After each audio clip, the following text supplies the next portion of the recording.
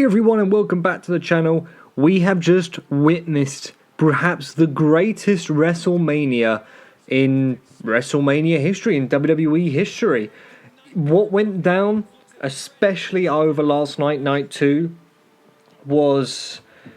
I finished the show a couple of hours ago now. I'm a bit late to this because I'm comprehending it. What we witnessed was perhaps the greatest reign in sports entertainment history and professional wrestling history come to an end in perhaps the greatest fashion that we could have possibly hoped for over the last 3.5 years. Now, of course, there's a bit of a spoiler for the main event. I'm sure many of you have already witnessed it by now, perhaps just watching this video to get another opinion, see what someone else thought of it.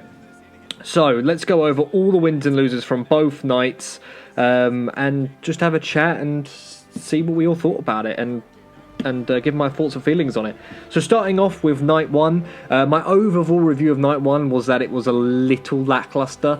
I didn't think that it did what it needed to do instead of setting up night 2, but it definitely felt like it wasn't like WrestleMania as a whole. It was kind of building to night 2, and I feel like from the press conference after what Triple H said, he kind of agreed in the sense that he said that it did everything it needed to do to set up night 2, and that's how night 1 felt. Starting off and kicking off with Rhea Ripley defeating Becky Lynch for the WWE Women's Championship match. This was a decent match to get the show started. I think it was great that it started off the show. I always feel like in modern day WrestleMania and wrestling as a whole, they always like to start the show off with a big fight feel match. And I felt like both these women are at the top of their game, and they delivered that. It wasn't anything that I thought blew me away, but you know, both these women are at the top of their game. They're at the top of the industry, and I do think that Rhea Ripley defeating Becky Lynch was the right call, because I hate to say it, because you know, everyone deserves to have that moment multiple times, but Becky Lynch has been there and done that, and I feel like there's more to the Judgment Day story that needs to be told. Now that the Roman reigns come to an end, I feel like the Judgment Day story is going to be the next great storyline, especially after what we witnessed on night 2. So I think the right decision was made. The 6-pack ladder match. So starting off with the winners of the SmackDown Tag Team Championships, that was Austin Theory and Grayson Waller. I think this caught everyone by surprise after the reports last week that they were potentially getting pulled from the match to go out and win the SmackDown Tag Champs, especially in the fashion they did out of nowhere. I thought it was brilliant. I thought it was unpredictable. Let's be honest, that's what we like in wrestling. We like that unpredictability. So the fact that they went out and they won the championships, great stuff. And I'm a big fan of Austin Theory in particular. And I do feel like he hasn't been utilised in the manner then which he could. I know that a lot of people would point that towards his own fault. And his character being a little bit maybe not fully developed there, but I do genuinely think he will be a main eventer. I think he's great. I think he's an awesome heel. I think he'll be a great babyface. Not on the level of Cody, but I feel like he could make a good babyface. Well deserved for both of them. You know, let's see what they do here now. That, you know, deserved, but now make it a great reign. And of course, the obvious and the right winners of the Raw Tag Championships, the Awesome Truth. Do I know where they're going to go with the championships now? Will it be a long reign? I don't think so, but to have that WrestleMania moment for R-Truth especially, well deserved. You know, over the last few weeks, he was one of the best things on Raw with the Judgment Day. What a perfect way to end that reign. And a great match at that. Potentially the greatest match of night 1, maybe second to the main event. Rey Mysterio and Andrade defeated Santos Escobar and Dominic Mysterio, and perhaps just a pointless match. Doesn't mean it was bad, just didn't feel like it. You know, the storyline had been quite big between Rey and Santos.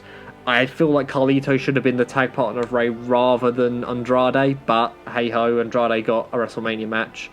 I've got nothing much to say about it. Nothing much happened. A couple of NFL stars come at the end, which to many of us UK fans means nothing. It was fine. Jimmy versus Jay. Uso versus Uso. Jay defeated his older brother Jimmy in perhaps one of the worst WrestleMania matches we've ever seen, and that is heartbreaking to say, because I think I'm with the majority here that everyone was so excited for this match and everyone wanted them to have the night, to steal the night, because they're brothers and they both deserved it. And I don't know what happened. I didn't see anything wrong with the super kicks. I just thought that was getting us into the match, and before we even got into gear 1, it was over.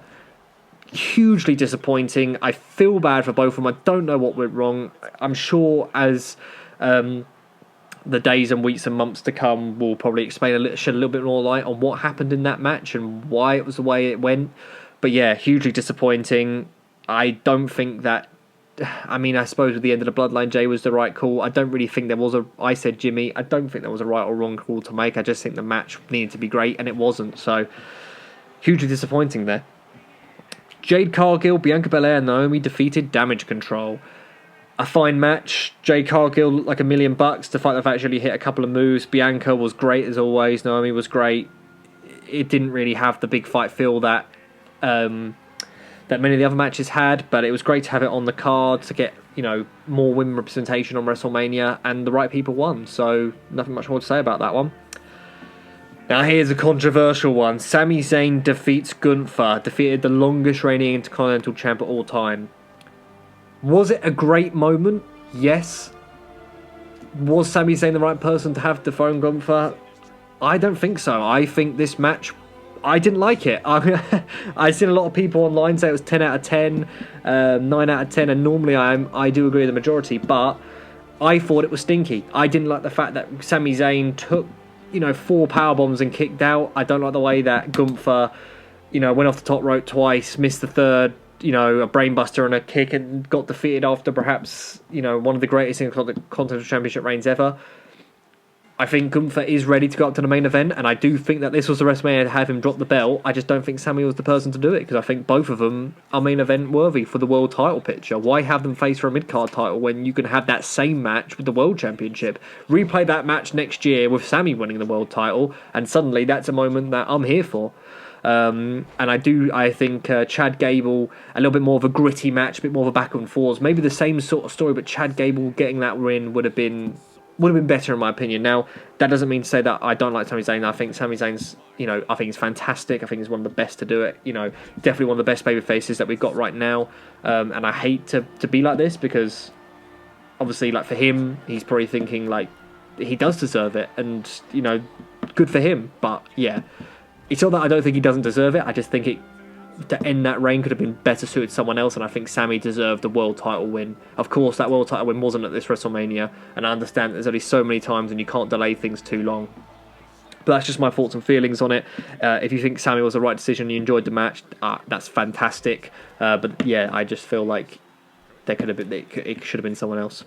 And I think that I like the fact that he got beat down, but I just think it was too over the top, and I think that it hurt Gunther more than it helped him, and kind of the same for Sami in some ways.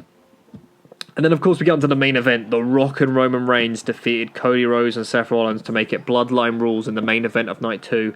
I like this match. Did it go on too long, and was it a little slow at the start? Yes, potentially, but I think it was booked to perfection. I think it built up the Night 2 main event perfectly. It was great to see The Rock back in the ring. He didn't look out of shape. He didn't look out of place at all. It kind of was weird. My brain couldn't get around the fact we were seeing The Rock back in the ring for the first time in God knows how long. So great to have him back. Great main event. Perfectly booked to perfection. And just a really good time. Of course, that was just night 1. And, I've said it. I said at the start of this video, I didn't think that it was the greatest. You couldn't have called it the biggest and greatest WrestleMania just off that card.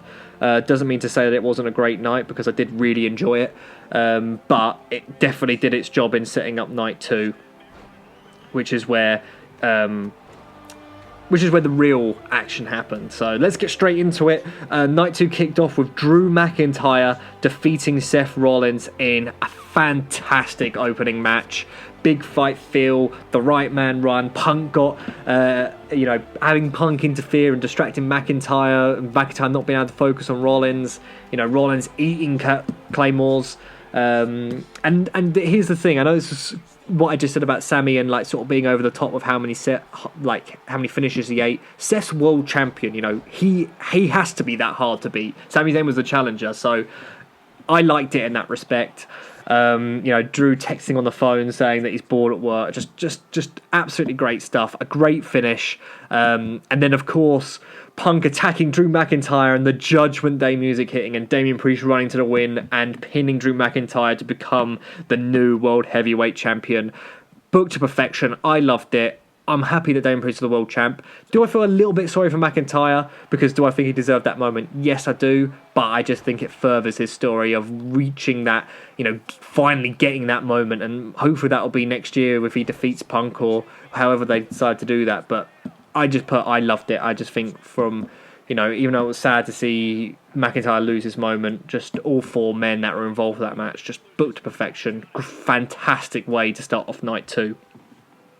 We then got into what I'm reading here, the Pride. Bobby Lashley, Angelo Dawkins, and Montez Ford. Not sure what I think about that name. Defeated the Final Testament, Karrion Kross, Akam, and Razor in a Philadelphia street fight with Bubba Ray Dudley being the special guest referee and Snoop Dogg being on commentary. Not much to say about this match. It was just a fun time. Great to see Bobby Lashley on the card this year, especially. I'm a big Bobby Lashley fan. The right people won. A bit of fun with Bubba. Snoop Dogg was hilarious on commentary. Just, great match. Great, just a light-hearted, fun match. We then got into LA Knight defeating AJ Styles, Alan Jones, in what I thought was a great match as well. Sometimes a single match with not a lot on the line can sort of be filler, but I feel like these two did a great job of making this rivalry feel heated, which I feel like is hard to do these days when everything's been done a million times. I think LA Knight getting the win was the right man, building up his singles career. And yeah, I really enjoyed it. Great match. Credits to both people. Love them both. Then we got into the triple threat. Logan Paul defeated Randy Orton and Kevin Owens for the United States Championship match. Again, another great, fun match. Logan Paul is one of the best to do it. He's so good. He knows exactly. He fits into WWE like a glove. And I think his character is perfection as well. Randy Orton, obviously the GOAT, we know this. Kevin Owens, one of the best to ever do it as well. Just 3 guys having the time of their life. Speed showing up and being Speed. Wasn't sure what I thought about the swearing. I thought, he deserved that RKO after that. You're not The Rock. Don't come on WWE television and start throwing F-bombs constantly. However, despite that, it was a great fun match. 3 men who just put on an excellent performance and helped build this night to be one of the biggest WrestleManias ever. Credits to all 3 men.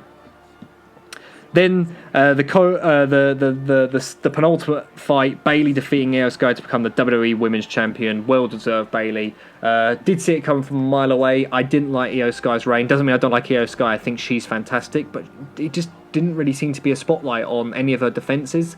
So that it didn't feel quite as grand as what I would have liked it to feel for Bayley, like this dominant champion. But in terms of the story, one of the best stories leading up to WrestleMania.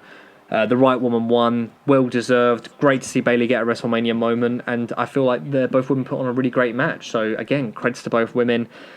And then, of course, let's talk the main event. Cody Rhodes defeated Roman Reigns to end his historic reign and become the new WWE Undisputed Universal Champion. Everyone saw this coming.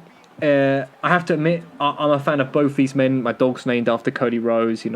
I did want Cody to win, but deep down, I was upset that we just witnessed the end of perhaps the greatest reign in professional wrestling history. I know a lot of people would disagree with that, but I feel like what Roman Reigns has done has been truly extraordinary. He's taken this industry to a whole new level. I personally enjoyed his matches. I thought the character was one of the best characters we've seen in wrestling ever. Definitely. He's going to be put on people's Mount Rushmores. 5-10 years time when this is all said and done. Right now, people might say like, "Oh, he doesn't touch Austin, doesn't touch whoever." He does. I'm sorry, he does. And it was great to see Cody get his crowning moment. It's great to see him finally finish that part of his story. I love seeing everyone in the ring celebrating with him. But I'm a little sad that Roman didn't get his flowers at the end of that night. Like there wasn't a thank you Roman chant. And it wasn't his night. He's had many nights like that, and it wasn't his night. And from the press conference, it's clear that Triple H still has more plans for him. But, yeah, a phenomenal main event. Perhaps the greatest 5 minutes in professional wrestling history with Jimmy and Jay, Cena, Rock, and, of course, The Undertaker, Solo Sikoa as well. A great way to end the best, as I say, perhaps the greatest title reign in professional wrestling history, despite the fact that he didn't turn up too much. Every match felt important. Every match felt like a big fight feel. It can't go understated, and that's why it felt so good that Cody Rhodes finally defeated the Tribal Chief. And that was WrestleMania, in my opinion, perhaps the greatest WrestleMania ever, or definitely up there with one of the best. they broke all kinds of records, as Triple H was saying on the press conference. The stars that they've built, new champions. You know, I don't think I've ever been this excited after a WrestleMania. You know, looking forward to Raw, SmackDowns to see where they're going to go. Now, of course, this could take a turn if they start booking these champions weirdly or not investing in great storylines. We could be in trouble. But as of right now, professional wrestling has never been hotter. I feel like it's never been more popular, and I cannot wait to see what happens in the fallout of this WrestleMania.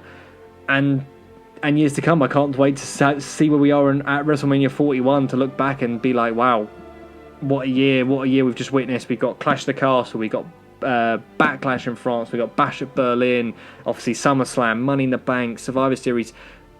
What a time to be a professional wrestling fan, especially with WWE, but we've got the competition with AEW, or they had the competition with AEW. AEW, you know, okay, maybe it's not quite what it was right now, but it's still, you know, some of the guys there are still putting on absolute stellar matches. You know, Swerve, Adam Copeland, Samoa Joe, Christian Cage, Hangman Adam Page, you know, the Young Bucks. I'm not the biggest AEW fan. Like, I like it. I'm a fan of AEW, but WWE has always been the product that I've chose to watch. And, you know, from where we were 3 years ago, where people were saying that WWE is dead and, you know, AEW will finally dethrone the king, to where we are now, it's a credit to Paul Levesque, Triple H, Nick Khan, The Rock, and all the superstars on that roster who helped put on the biggest, the greatest WrestleMania of all time. And what a time to be a WWE fan. So that was WrestleMania 40. I hope you enjoyed it as much as I did. I'm still comprehending it even after recording this video. I've gone on way longer than I should have gone on for. But let me know what you thought. Leave it down in the comments below. What did you think of WrestleMania 40? What was your favourite match? What was your least favourite match?